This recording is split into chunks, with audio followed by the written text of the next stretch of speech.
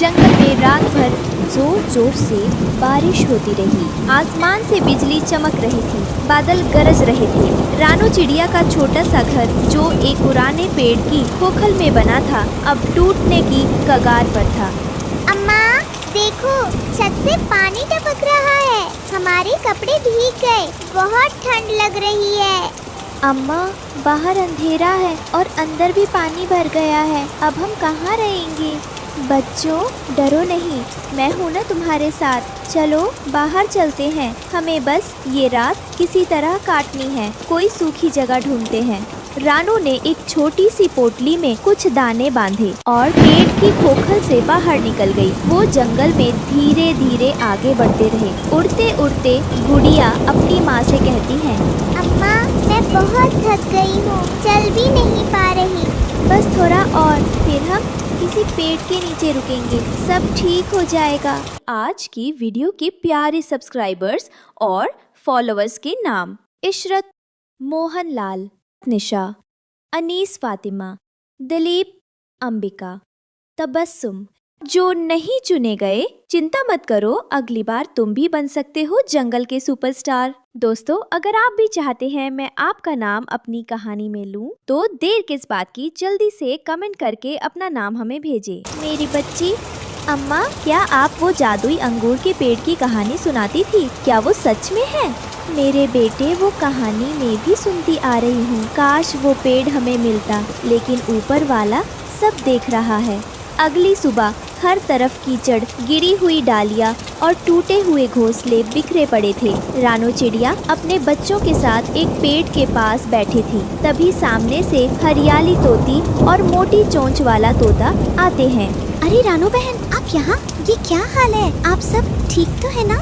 हमारा घर बारिश में टूट गया। पूरी रात पेड़ के नीचे भीगते रहे। बच्चों को ठंड लग रही है।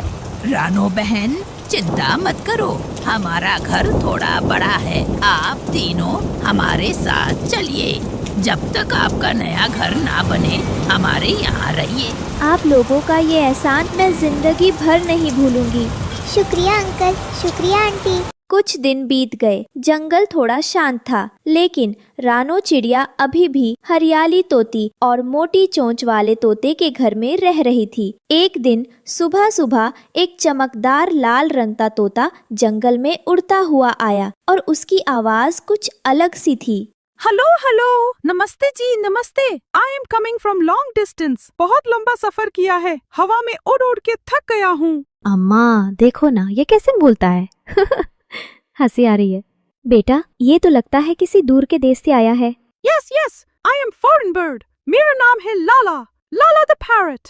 आई हर्ड इन दिस जंगल कुछ है special, magic, grapes, sweet, shiny, talking tree.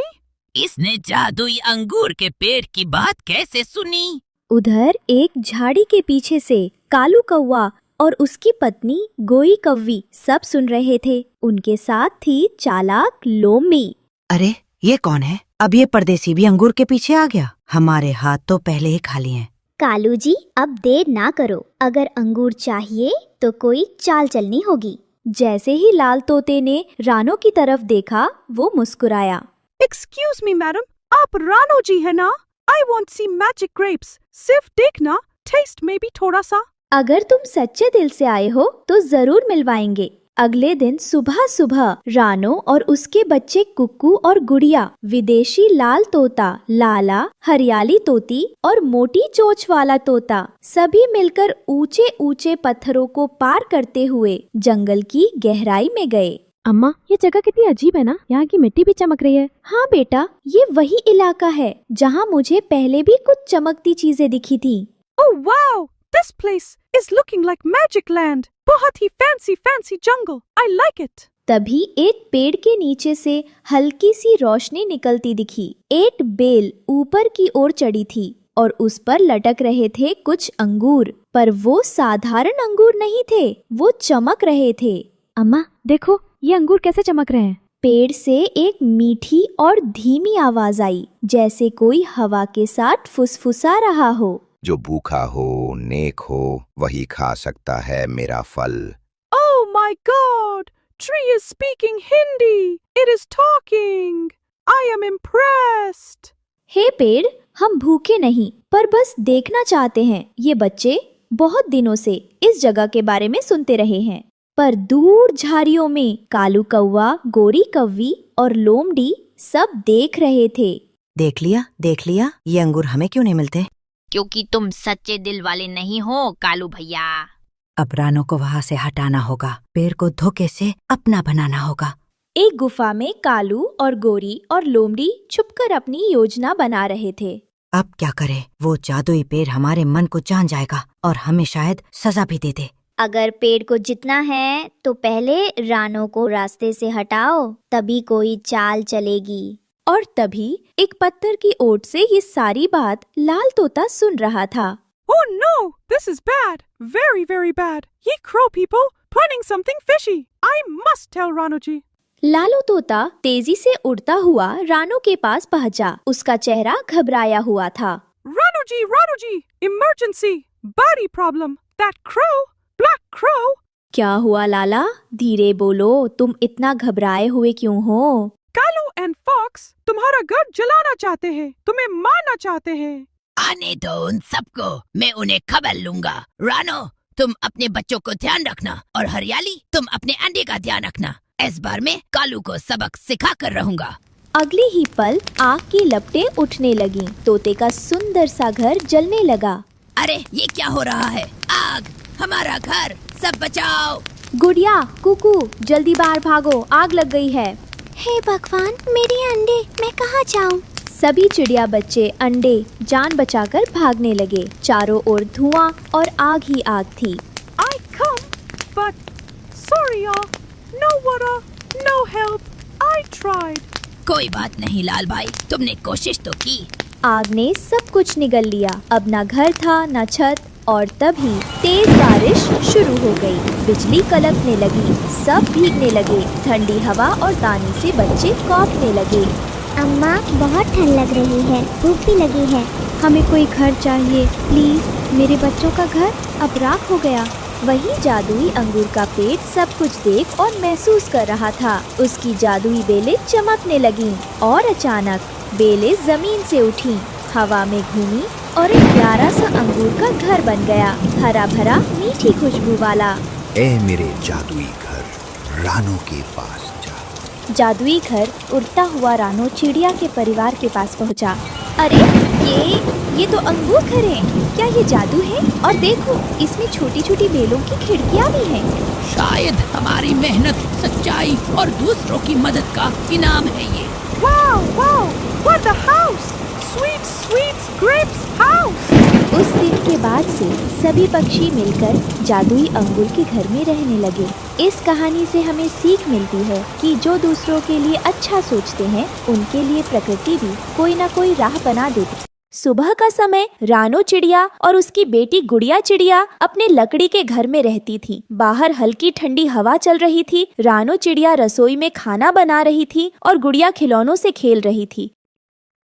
गुड़िया, आओ नाश्ता कर लो। मैंने तुम्हारे लिए तुम्हारे पसंदीदा ओट्स बनाए हैं। सुबह सुबह ताकतवर खाना खाओगी तो पूरा दिन अच्छा जाएगा।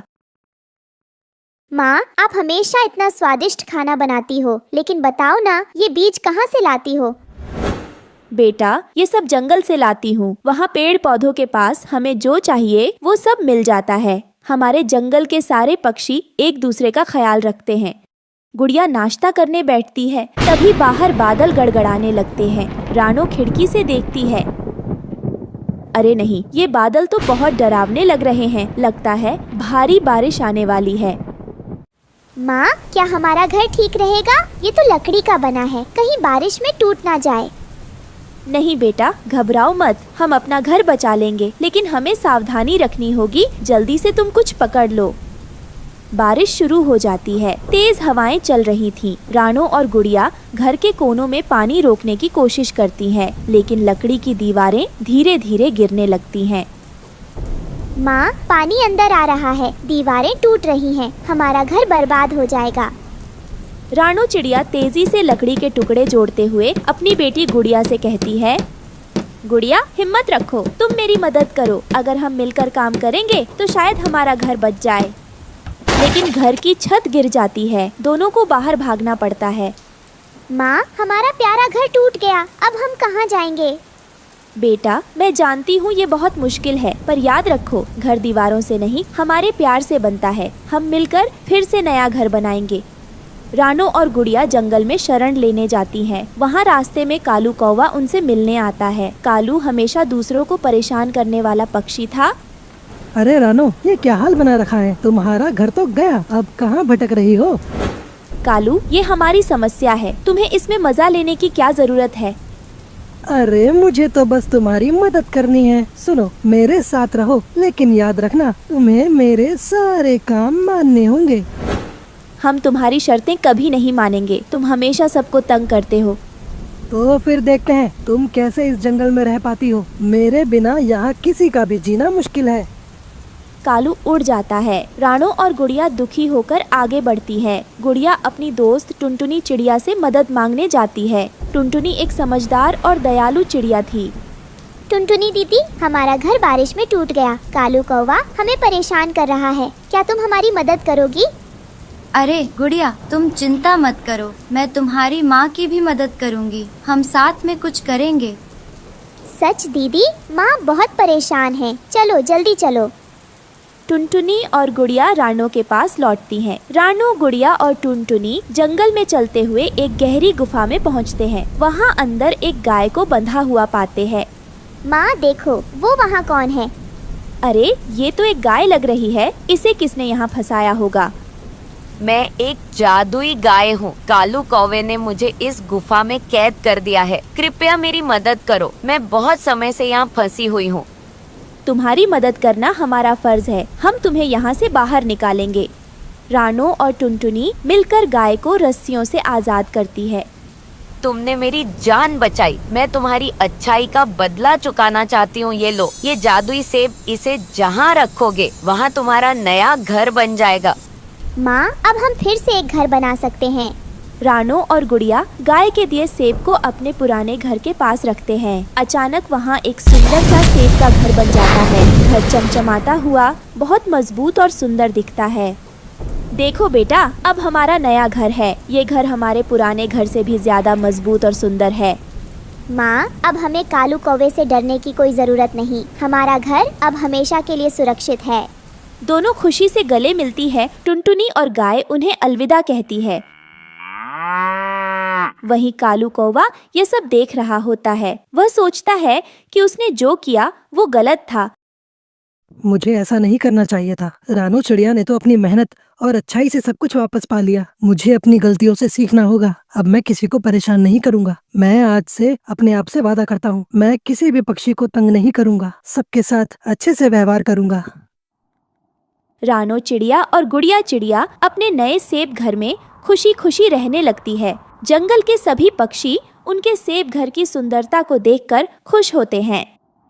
ये कहानी हमें सिखाती है कि मेहनत, अच्छाई और सच्चाई से हर मुश्किल को पार किया जा सकता है। ये कहानी रानो चिड़िया और उसके पति टुन्नू चिड़ा की है, जो जंगल के एक छोटे से कोने से शुरू होती है, जहाँ दोनों ने एक प्यारा सा अपना घोंसला बनाया था। रानो और टुन्नू दोनों ही मेहनती और अपने काम में मेहनती पक्षी थे। टुन्नू सब्जियां उगाता और जंगल में बेचने जाया करता था, वहीं रानो चिड़िया घर के कामकाज में लगी रहती थी। टुन्नू चिड़ा का सब्जी का काम खूब चल पड़ा था और जंगल के सभी जानवर और पक्षी उसके सब्जियों के दीवाने थे। एक दिन की बात है, जब मौसम अचानक बदलने लगा। काले बादल आसमान में छा गए और मूसलाधार बारिश होने लगी। टुन्नू चिड़ा सब्जी बेचने के लिए हमेशा की तरह तैयार हो गया, लेकिन रानो चिड़िया ने उसे रोकते हुए कहा, अरे टुन्नू जी, इतनी तेज बारिश हो रही है, आज तो घर में ही रहो। आप सब्जियां कल बेच लेना, मौसम भी बहुत खराब है। रानो, अगर मैंने आज सब्जी नहीं बेची तो जानवर और पक्षी भूखे रह जाएंगे, और तुम तो जानती हो सब्जी जल्दी खराब हो जाती है। अच्छा चलो, तुम फिक्र मत करो, मैं घर जल्दी ही लौट आऊंगा। ठीक है, लेकिन ध्यान रखना, बारिश में उड़ान खतरनाक हो सकती है। अगर हवा तेज हो तो कहीं पेड़ की डाल पर रुक जाना। जब हवा रुक जाए, जब दोबारा अपनी उड़ान भरना, ठीक है। रानो चिड़िया की बात सुनकर टुन्नू चिड़ा ने अपनी टोकरियां उठाई और जंगल की ओर निकल पड़ा। बारिश तेज हो रही थी, लेकिन टुन्नू को अपने काम से प्यार था। उसने अपने छोटे से पंखों से मेहनत करते हुए जंगल के बड़े पेड़ों के बीच से उड़ान भरी। वो जंगल में कुछ ही दूर पहुंचा था कि उसे लगा कोई उसका पीछा कर रहा है। उसने पीछे मुड़कर देखा तो उसकी आंखों के सामने कालू कौवा और विशालकाय चील खड़े थे। कालू कौवा हमेशा से जंगल में दुष्टता के लिए मशहूर था और गरुड़ भी उसका साथी था। दोनों ही छोटे पक्षियों को डराकर उनसे उनका सामान छीन लेते थे। ये देखकर टुन्नू ने डरते हुए उनसे कहा, कालू, गरुड़, तुम लोग यहाँ क्या कर रहे हो? मुझे जाने दो, मैं तो बस अपनी सब्जी बेचने आया हूँ। अरे टुन्नू, तुम कब से इतने बहादुर हो गए? तुम्हें पता नहीं ये जंगल हमारा है। जो भी यहाँ से गुजरता है हमें हिस्सा देना पड़ता है। तुम्हारी सब्जी हमें दे दो, वरना हम तुम्हें सबक सिखाएंगे। गरुड़ ने अपनी तेज नजरें टुन्नू पर गड़ाते हुए कहा, यहाँ से खाली हाथ जाने का तो सवाल ही नहीं उठता टुन्नू चिड़ा। सब्जियाँ दे दो, वरना हम तुम्हारी हालत खराब कर देंगे। टुन्नू ने हिम्मत जुटाकर कहा, ये सब्जियाँ जंगल के जानवर और पक्षियों के लिए हैं। मैं इन्हें तुम दोनों को नहीं दे सकता। अगर तुम दोनों मुझे परेशान करोगे तो जानवर और पक्षी भूखे रह जाएंगे। कालू और गरुड़ जोर से हंसे। कालू ने कहा, भूखे रह जाएंगे? हमें क्या, हमें तो सिर्फ अपना फायदा देखना है। अब जल्दी करो, हमें सब्जियाँ दो, वरना इसका अंजाम भुगतने के लिए तैयार हो जाओ।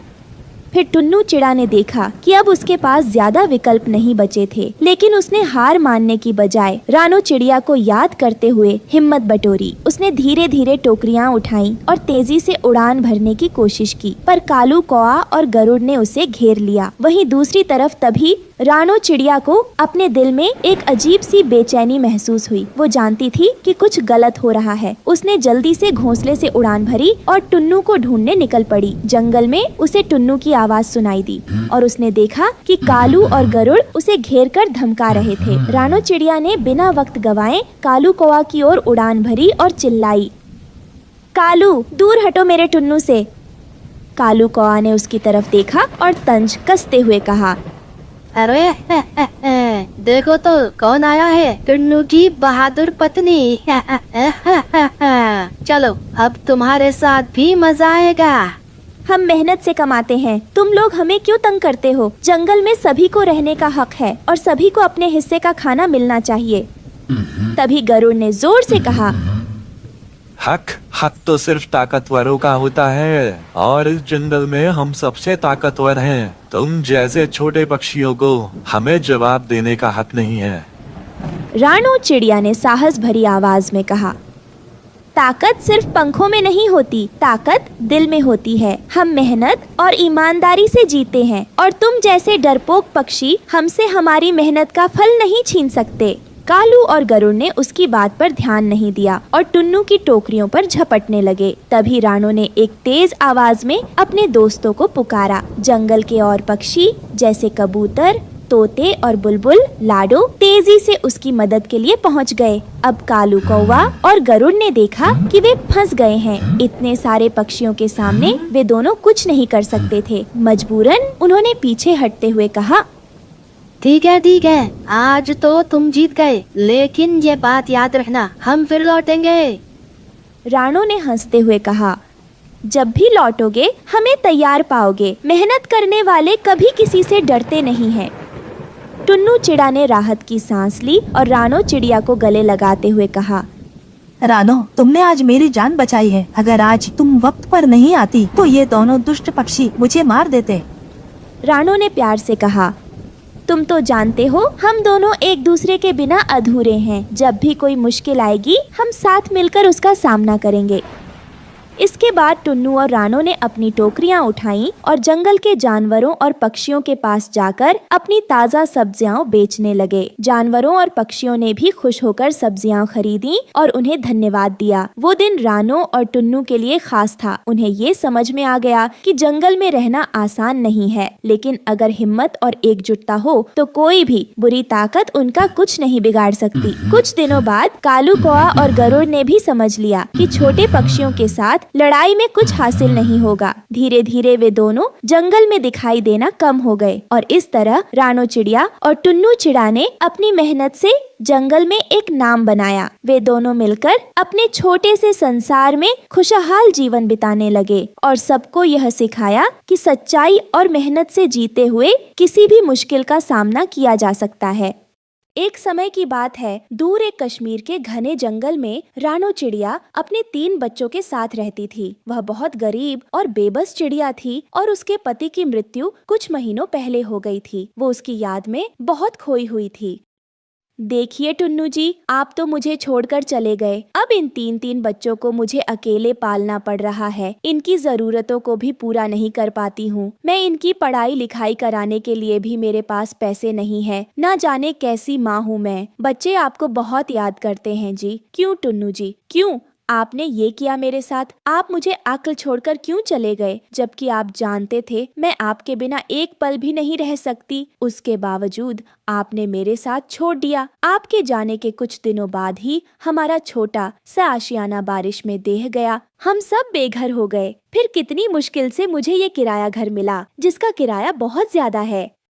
रानो चिड़िया को अपने घर का किराया भी देना पड़ता था। उसका किराया मांगने वाली हर बार आती थी। उसके घर की मालकिन गोरी कौवी थी, जो बहुत चालाक और कठोर दिल की कौवी थी। एक दिन गोरी कौवी रानो चिड़िया के पास किराया मांगने आती है। तब रानो चिड़िया उससे कहती है, गोरी बहन जी, अब की बार मेरे पास बिल्कुल भी पैसे नहीं है। मैं अब की बार किराया देने में असमर्थ हूँ। कृपया करके मुझे थोड़ा वक्त और दे दीजिए। मैं दोनों महीनों के पैसे एक बार में दे दूंगी। आप नहीं जानती गोरी बहन, कितनी मुश्किल से मैं इन बच्चों का पेट भर पा रही हूँ और 2 दिन से मेरे बच्चे भी भूखे हैं। आप मुझ पर थोड़ा रहम खाएं और मुझे थोड़ा समय दे दे, ताकि मैं काम ढूंढकर आपका किराया चुका सकूं। ये सुनकर गोरी कौवी तो गुस्से से आग बबूला हो जाती है और गुस्से में वो रानो चिड़िया से कहती है, अरे अरे रानो चिड़िया, तुम्हारा तो हर बार का यही ड्रामा होता है। हमें भी तो अपने कामकाज कराने होते हैं। पैसे लेकर मैं 2 दिन बाद आऊंगी। अगर मुझे 2 दिन बाद इस महीने का किराया नहीं मिला तो तुम्हें घर से बाहर निकाल दूंगी। अपना ठिकाना कहीं और देख लेना। पता नहीं कहाँ कहाँ से आ जाते हैं। बस 2 दिन का समय, उसके बाद अपना बोरिया बिस्तर बांध कर तैयार रहना। इसके बाद रानो चिड़िया दुख में रोने लगती है। तभी उसका बेटा उससे कहता है, माँ आप रो क्यों रही हो? माँ, अगर हमने 2 दिन में पैसे नहीं दिए तो क्या वो हमें सच में घर से बाहर निकाल देंगे? माँ, फिर हम कहाँ जाएंगे? हमारे पास तो और कोई घर भी नहीं है रहने के लिए। अपने बेटे के मुंह से ऐसी बातें सुनकर रानो चिड़िया टूट सी जाती है। वो अपने बच्चों को दिलासा देते हुए कहती है, फिक्र मत करो बेटे, मैं आज जाकर साहूकार जी से कुछ पैसे उधार मांगकर वो पैसे लाकर गोरी कौवी को दे दूंगी। फिर वो हमें कहीं नहीं निकालेंगे। हम अपने घर में ही रहेंगे। तुम सब परेशान मत हो। जब तक तुम्हारी माँ जिंदा है वो तुम्हें कुछ नहीं होने देगी। इसके बाद रानो चिड़िया साहूकार भुल्ला चील जी के पास जाती है और उससे पैसे मांगती है। साहूकार जी, इस वक्त मेरे पास किराया देने के लिए बिल्कुल भी पैसे नहीं है। उन्होंने कहा है अगर मैंने किराया नहीं दिया 2 दिन में तो वह मुझे घर से बाहर निकाल देंगे। अब आप ही बताइए, मैं अपने 3 बच्चों को लेकर कहाँ जाऊंगी? अपने घर छोड़कर मुझे आप कुछ पैसे उधार दे दीजिए, मैं आपको वापस कर दूंगी। देखो रानो चिड़िया, मैं तुम्हें पैसे दे देता लेकिन तुमने मुझसे पहले भी बहुत उधार लिया है और वह पैसे अब तक नहीं लौट आए। तुम्हारे पति ने भी मुझसे कुछ पैसे उधार लिए थे, वह भी उधार लेकर मर गया। अब बताओ मैं तुम्हें पैसे कैसे दे दूं? मैं तुम्हें कुछ नहीं दे सकता, मुझे माफ करो। फिर रानो चिड़िया निराश होकर वहाँ से वापस आ जाती है। उसे कुछ नहीं मिलता। फिर अगले दिन, लाओ भाई, लाओ मेरे पैसे लाओ, मुझे पैसे चाहिए अभी इसी वक्त। तुम्हें मैंने बहुत समय दे दिया, लेकिन अब और नहीं। या तो मेरे पैसे दो या यहाँ से अपना सामान लेकर दफा हो जाओ। बहन जी, मुझे माफ कर दीजिए। मैंने पैसे इकट्ठे करने की बहुत कोशिश की। मैं साहूकार जी से उधार मांगने भी गई थी, लेकिन उन्होंने मुझे पैसे दिए नहीं। गोरी बहन जी, मैं 3 बच्चों को लेकर कहाँ जाऊंगी? मैं वादा करती हूँ आप अगले महीने पैसे ले लीजिएगा। मैं कैसे भी करके आपके पैसे जमा कर लूंगी। मैं आपको दोनों महीने के एक साथ पैसे दे दूंगी, लेकिन मेरे साथ ऐसा जुल्म मत करो। मुझ पर नहीं, मेरे 3 मासूम बच्चों पर दया कीजिए। ये बेचारे इस मौसम में कहाँ जाएंगे? ढेरों मिन्नतें करने के बावजूद भी रानो चिड़िया को वो घर से बाहर निकाल देती है। माँ, शाम हो चुकी है, मुझे बहुत ठंड लग रही है। माँ, हम इस तरह यहाँ पर बैठे रहेंगे? अब हम कहाँ जाएंगे? माँ, अब रात को क्या होगा? बच्चों, तुम परेशान मत हो, ऊपर वाला है ना, वो सब देख रहा है, वो जरूर हमारी मदद करेगा, तुम उस पर विश्वास रखो। रानू चिड़िया के पास कोई जवाब ना था। उसे ठंड लग रही थी और बाकी बच्चों को भी ठंड लग रही थी। तभी वहाँ पर एक अमीर तोता अपने हवाई मोटर में बैठकर आ जाता है। कौन हो तुम और यहाँ पर इतनी ठंड में ऐसे 3-3 बच्चों को लेकर क्यों बैठी हो? कहाँ से आई हो तुम? मेरे पास कोई घर नहीं रहने के लिए मैं किराए पर रहती थी। टाइम पर किराया ना मिलने की वजह से मुझे वहाँ से बाहर निकाल दिया। मेरे 3-3 बच्चों को देखकर भी रहम नहीं कि मेरे ऊपर मेरे पति अब इस दुनिया में नहीं है। मेरे बच्चों का सहारा सिर्फ मैं ही हूँ। अगर ऐसी ही बात है तो तुम चिंता मत करो, मेरे पास एक पुराना मिट्टी का घोंसला पड़ा हुआ है। तुम चाहो तो अपने बच्चों के साथ उस घोंसले में रह सकती हो, वो भी जब तक चाहे तब तक। कम से कम उस मिट्टी के घर के अंदर तुम्हें ठंड तो नहीं लगेगी और मैं तुम्हें कुछ काम दिलवा दूंगा। और तुम चिंता मत करो, मैं तुम्हारे बच्चों की पढ़ाई लिखाई भी करवा दूंगा। एक बार तुम्हारे बच्चे पढ़ लिख जाएंगे तो तुम्हारे लिए आगे चल के काम करेंगे, तुम्हारी सारी दिक्कतें खत्म हो जाएंगी। तुम अभी इसी वक्त मेरे साथ चलो, अब यहाँ ठंड में ठुठरने की जरूरत नहीं है।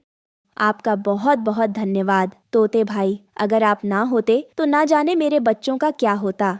फिर रानो चिड़िया तोते के दिए हुए मिट्टी के घर में खुशी खुशी रहने लगती है।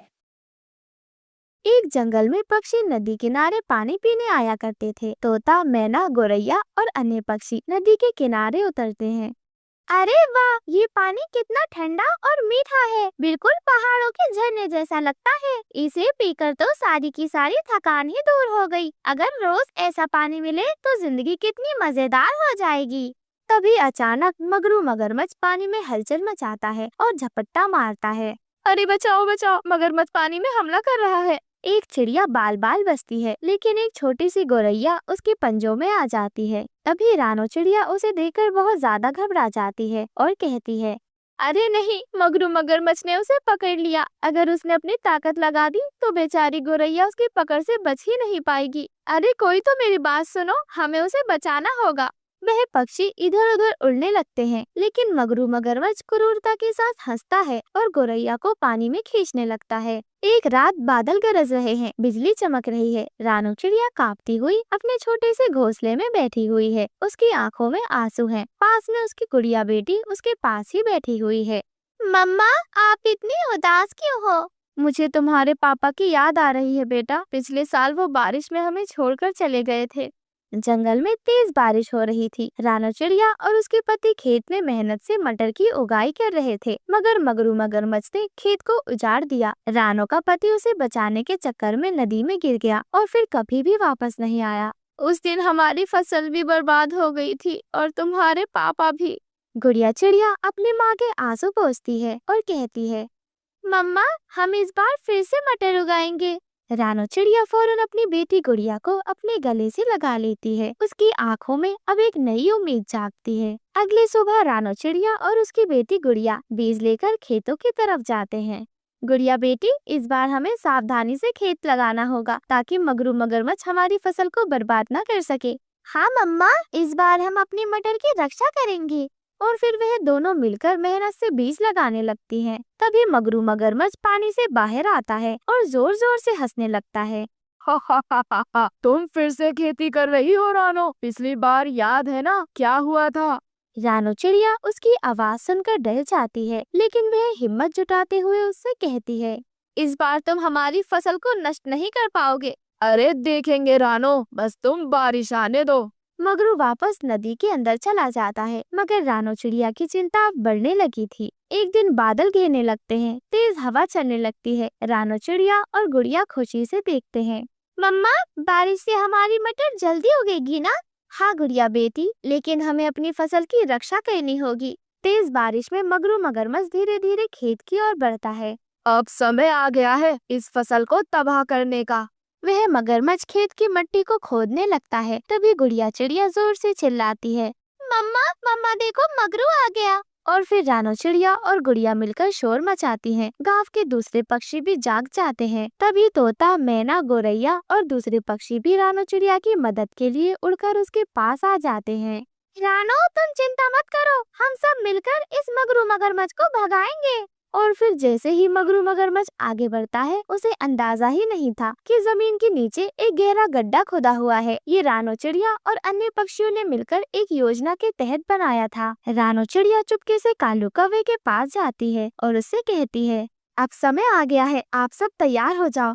और फिर जैसे ही मगरू मगरमच्छ जमीन के आगे बढ़ता है, ऊपर से तोता तेज आवाज में शोर मचाने लगता है मगरमच्छ का ध्यान भटकाने के लिए। जैसे ही मगरू मगरमच्छ अपनी आंखों के ऊपर की ओर देखता है, वैसे ही वह अचानक से उसका भारी शरीर गड्ढे के अंदर गिर पड़ता है। अरे ये क्या, तुमने मेरे साथ चाल चली, मुझे बेवकूफ बना दिया। मैं जंगल का सबसे ताकतवर शिकारी हूँ और तुम छोटी छोटी चिड़ियों ने मुझे मात दे दी। ये कैसे हो सकता है? मुझे जल्दी से बाहर निकालो, वरना जब मैं बाहर निकलूंगा तो तुम सबको सबक सिखाऊंगा। मैं तुम्हारी पूरी की पूरी फसल बर्बाद कर दूंगा और तुम्हें इस जंगल से भागने पर मजबूर कर दूंगा। हमने सिर्फ अपनी मेहनत और फसल को बचाने के लिए किया है, अब तुम हमें परेशान नहीं कर सकते।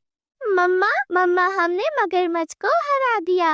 गांव के सभी पक्षी खुशी से चहचहाने लगते हैं। कौवा, तोता और बाकी पक्षी गड्ढे के चारों ओर बैठकर मगरमच्छ को चिढ़ाने लगते हैं। अरे मगरू भाई, अब तो तुम यहाँ बैठकर खूब मटर का सूप पीना। मगरू मगरमच्छ गुस्से में फंसा हुआ झटपटाता रह जाता है, लेकिन पक्षी मिलकर उसके ऊपर कांटे और लकड़ियाँ डाल देते हैं ताकि वह बाहर ना निकल सके। अब ये मगरमच्छ किसी को परेशान नहीं करेगा। ये जंगल का सबसे लालची जानवर था और आज उसके लालच ने ही उसे फंसा दिया। रानो चिड़िया और उसकी बेटी गुड़िया, वे दोनों एक दूसरे को गले लगाते हैं। जंगल के सभी पक्षी खुशी से झूमने लगते हैं। सूरज की किरणें खेतों पर पड़ती हैं और फसल सुनहरे रंग में चमकने लगती है। मेहनत और एकता से हम किसी भी बड़ी से बड़ी मुसीबत को हरा सकते हैं। जंगल के सभी पक्षी तालियां बजाते हैं और खुशियां मनाते हैं। मगरमच्छ गुस्से में बस गुर्राता रह जाता है, मगर वह अब फंस चुका था। इस कहानी से हमें सीख मिलती है कि बुद्धिमानी, हिम्मत और एकता से किसी भी समस्या का हल निकाला जा सकता है। जंगल में शांति है, रात का समय है। चांदनी रात नदी पर चमक रही है। पेड़ पौधों के बीच एक छोटा सा मिट्टी का घर बना हुआ है, जिसमें रानो चिड़िया अपने 3 नन्हे नन्हे बच्चों के साथ रहती है। लेकिन इस जंगल में एक खतरनाक मगरमच्छ भी रहता है, जो अक्सर चिड़ियों का शिकार करता है। रानो चिड़िया अपने बच्चों को प्यार कर रही होती है। वह बहुत प्यार से अपने बच्चों से कहती है, मेरे बच्चों, आज रात बहुत ठंड है, जल्दी से मेरे पंखों के नीचे आ जाओ ताकि तुम गर्म हो सको। मम्मा, क्या हम हमेशा इस मिट्टी के घर में रहेंगे? हाँ बेटा, जब तक ये जंगल हमें पनाह देगा तब तक। लेकिन मेरे बच्चों, हमें बहुत सतर्क रहना होगा क्योंकि वह मगरमच्छ बहुत ज्यादा खतरनाक है। झाड़ियों के पीछे से मगरमच्छ की लाल लाल आंखें चमक रही थी। वह भूखा था और किसी न किसी नए शिकार की तलाश में था। तभी अचानक मगरमच्छ नदी से बाहर आता है और पेड़ों की ओर बढ़ता है। वह रानो चिड़िया के मिट्टी के घर की ओर देखता है। उसकी आंखों में भूख और चमक उठती है। ओहो, आज बहुत दिनों बाद स्वादिष्ट भोजन मिलेगा। मेरी भूख तो अब असहनीय हो चुकी है। और देखो, वो रही नन्ही नन्ही चिड़िये। कितने दिनों से मैं इनका इंतजार कर रहा था। आज मेरी दावत पूरे होने वाली है। वह अपनी मोटी जीभ से अपने होठों को चाटते हुए धीरे धीरे मिट्टी के घर की ओर बढ़ता है। वह मगरमच्छ बहुत खुश था और अपने मन ही मन में बड़बड़ा रहा था, छोटे छोटे नरम नरम मासूम बच्चे, जैसे ताजा मीठा फल। एक बार मैं इन्हें पकड़ लूं तो फिर कोई भी मुझे नहीं रोक पाएगा। इस बार कोई चालाकी नहीं, कोई भागने का मौका नहीं दूंगा। रानो चिड़िया, अब तुम बस मुझे रोक नहीं सकती। वही रानो चिड़िया को भी खतरे का आभास हो जाता है। वह अपने बच्चों को अपने पंखों के नीचे छिपा लेती है, मगर मगरमच्छ बहुत ही चालाकी से घर के पास आ जाता है और अपने विशाल जबड़े से उस मिट्टी के घर को तोड़ देता है। रानो चिड़िया के तीनों बच्चे मगरमच्छ के पेट में समा जाते हैं। अरे नहीं, मेरे बच्चे, मेरे मासूम बच्चे।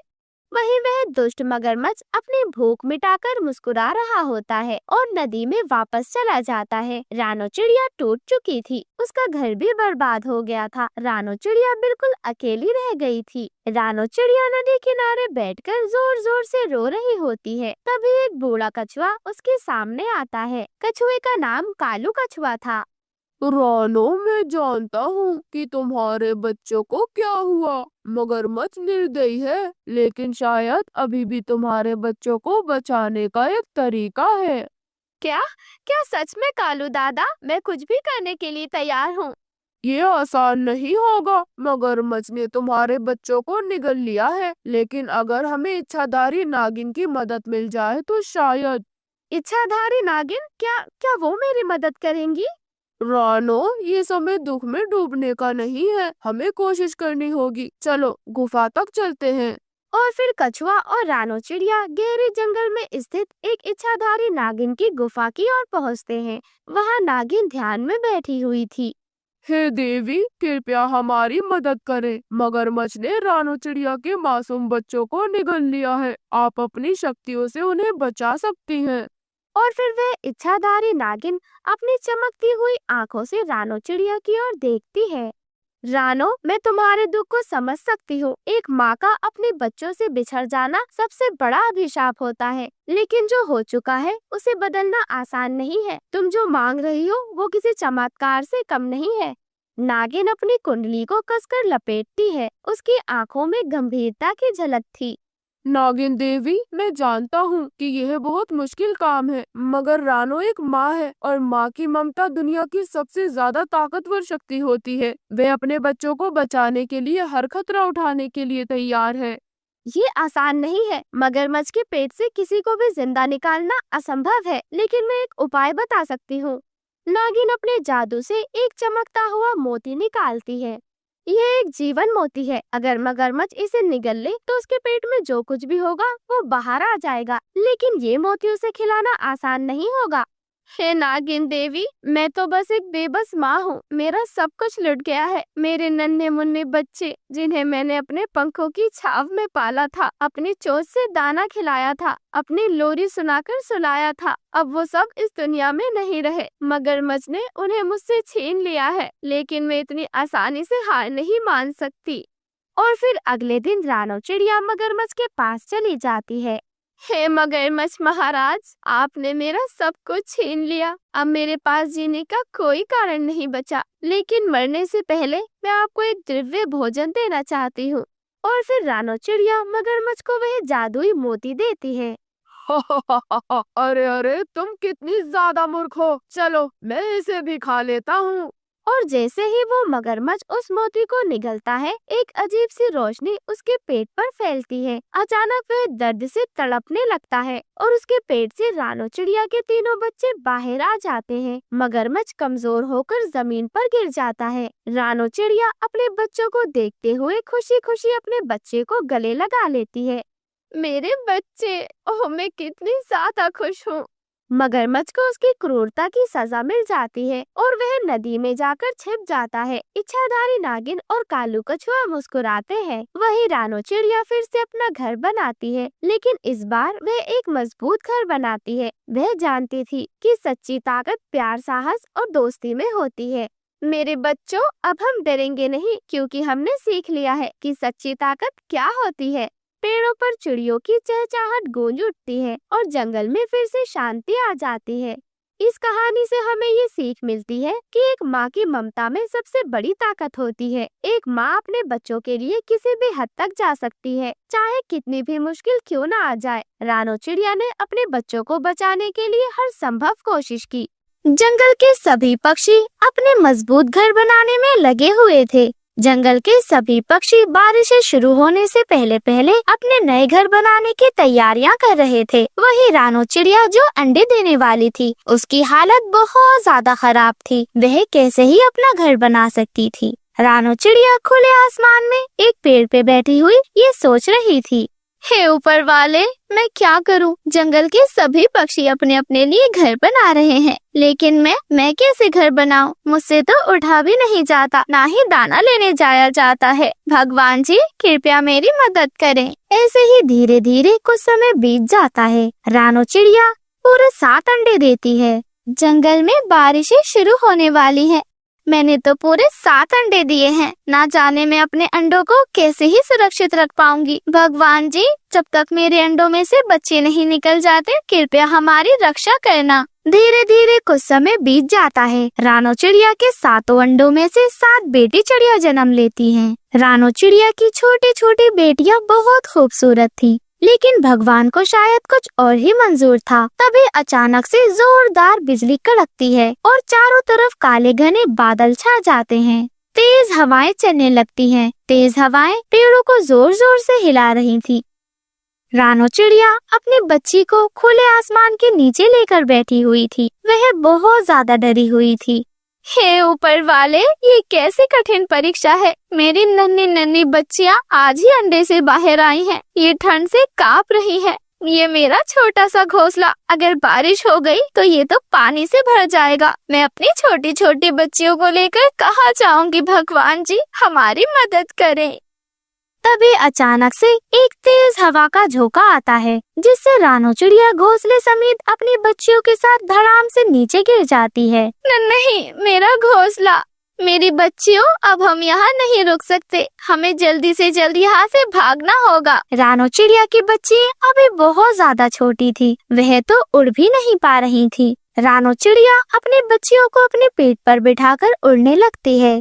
बारिश में उड़ना बहुत ज्यादा मुश्किल हो रहा था, लेकिन माँ का प्यार हर मुश्किल से बड़ा होता है। काफी देर उड़ने के बाद रानो चिड़िया को एक खाली पुराना घोंसला नजर आता है। वह एक पक्का घोंसला था। रानो चिड़िया फौरन उस घोंसले के अंदर चली जाती है। मेरी नन्ही नन्ही बच्चियों, थोड़ी देर आराम कर लो। हम यहाँ पर कम से कम बारिश से तो बच ही सकते हैं। लेकिन उनकी परीक्षा शायद अभी खत्म नहीं हुई थी। तभी अचानक से दरवाजे पे दस्तक होती है। रानो चिड़िया देखती है कि एक कौवा और एक कौवी उनके घर के अंदर आ गए हैं। हे भगवान, ये क्या हो रहा है। ये कौवा और कौवी यहाँ कैसे आए। दुष्ट कालू कौवा और गोरी कौवी वे उसकी छोटी छोटी बच्चियों को घूर घूर कर देख रहे थे। तभी गोरी कौवी कहती है, कौन हो तुम और यहाँ क्या कर रही हो। हमारे घोंसले में आने की तुम्हारी हिम्मत भी कैसे हुई। गोरी, आज की हमारी दावत है। देखो तो जरा कितनी सारी नन्ही नन्ही चिड़िया है। मजा आ जाएगा आज तो। हाँ कालू जी, ये तो मैंने सोचा ही नहीं। छोटी छोटी चिड़ियों का शिकार तो हम जैसे कौवे भी कर लेते हैं। आप बिल्कुल सही कह रहे हैं। आज तो मजा ही आ गया। गोरी कौवी और कालू कौवे की चोंच से ऐसी बात सुनकर रानो चिड़िया का दिल तो दहशत से कांप उठता है। वह जानती थी कि वह दोनों बहुत ज्यादा शातिर और बुरे हैं। रानो चिड़िया उनके आगे गिड़गिड़ाने लगती है। नहीं कौवे भैया, कौवी बहन, ऐसा ना करें। मेरी बच्चियाँ अभी बहुत ज्यादा छोटी हैं। ये तो आज ही अंडे से बाहर आई हैं। कृपया आप इन्हें ना खाना। मैं आपके आगे पर जोड़ती हूँ। कृपया मेरी बच्चियों को छोड़ दो। अरे छोटी चिड़िया, क्या तुझे नहीं पता, ये तो जंगल का नियम है। क्या तू जंगल का नियम नहीं जानती। जो भी यहाँ पर कमजोर होता है वो तो मारा ही जाता है। और तुम तो बिना घर की, वो भी बारिश में भीगी हुई। कितनी लाचार हो तुम। कालू जी, जाकर बाहर से कुछ मसाला ले आए। मैं कुछ बच्चियों का सूप बना लूंगी और कुछ को कच्चा चबाकर ही खा जाऊंगी। कितना ज्यादा मजा आएगा। छोटी चिड़िया, हमें बड़े पक्षियों को खाने का कोई भी शौक नहीं है। जा यहाँ से दफा हो जा। मैं तेरी शक्ल भी नहीं देखना चाहती। नहीं कौवी बहन, कौवे भैया, ऐसा ना कहें। आप जो कहेंगी मैं वो करूँगी। बस आप मेरी बच्चियों को छोड़ दें। छोटी चिड़िया, हम बहुत ज्यादा भूखे हैं। अगर तू सच में अपनी बच्चियों को बचाना चाहती है तो जा जल्दी से हमारे लिए भोजन की तलाश करके लेकर आ, वरना हम खुद ही तेरी बच्चियों को चट कर जाएंगे। गोरी, तुम ये क्या कह रही हो। ये चिड़िया इतनी बारिश में कहाँ से भोजन लाएगी। सुन चिड़िया, अगर तू हमें रोजाना भोजन लाकर देती रहेगी तो तेरी बच्चियाँ सुरक्षित रहेंगी। अगर तूने हमें भोजन न लाकर दिया तो उसी दिन हम तेरी बच्चियों को खा जाएंगे। तू इस घोंसले में रह सकती है, लेकिन तुझे इसके बदले, अपनी बच्चियों की जान के बदले, तुझे हमें रोज रोज भोजन लाकर देना होगा। बता, अगर मंजूर है तो ठीक है, वरना तुझे यही पेड़ से गिराकर मार दूंगी और तेरी बच्चियों की भी दावत उड़ाऊंगी मैं।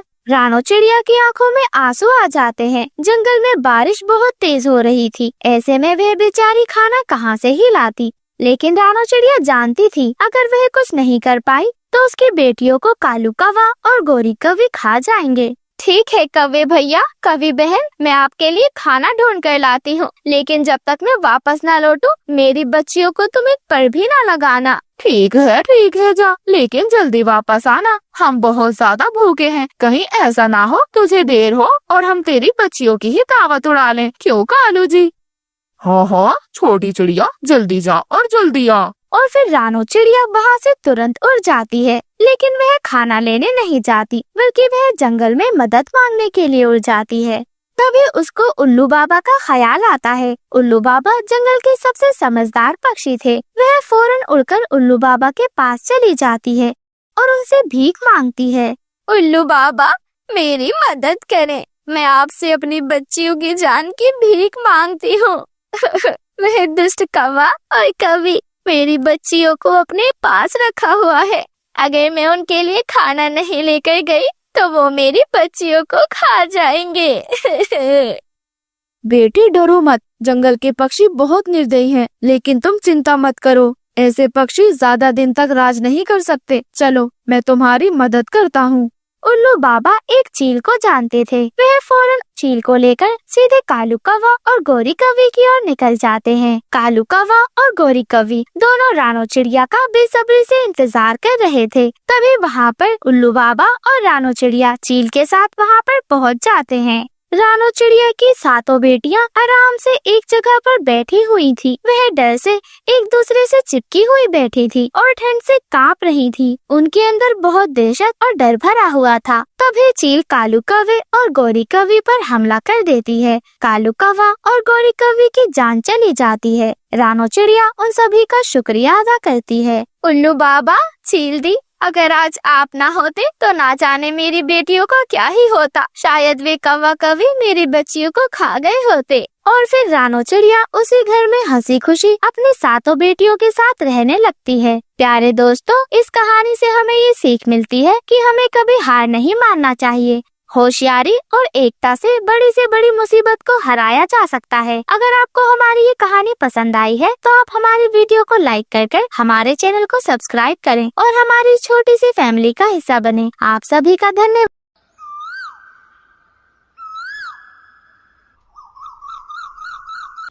जंगल में मई और जून का महीना चल रहा था। गर्मी बहुत ज्यादा हो रही थी। ऐसी गर्मी से पक्षियों का बुरा हाल था। एक दिन रानो चिड़िया पेड़ पर बैठी बंटी कबूतर से कहती है, कबूतर भैया, इस बार गर्मी कुछ ज्यादा ही पड़ रही है। ऐसा लगता है जैसे यह गर्मी हमें मार ही डालेगी। नदी का पानी भी गर्म हो गया है और गर्म पानी की वजह से नदी का पानी भी कम होता जा रहा है। ऐसे तो इस भयंकर गर्मी में हमें बहुत परेशानियों का सामना करना पड़ेगा। रानो चिड़िया, परेशान क्यों होती हो? बस आज रात की ही तो बात है, कल से गर्मी नहीं लगेगी हमें। आप ये क्या कह रहे हो कबूतर भैया? मेरी तो कुछ समझ में नहीं आ रहा है। कृपया आप मुझे साफ साफ समझाएं, आप कहना क्या चाहते हैं?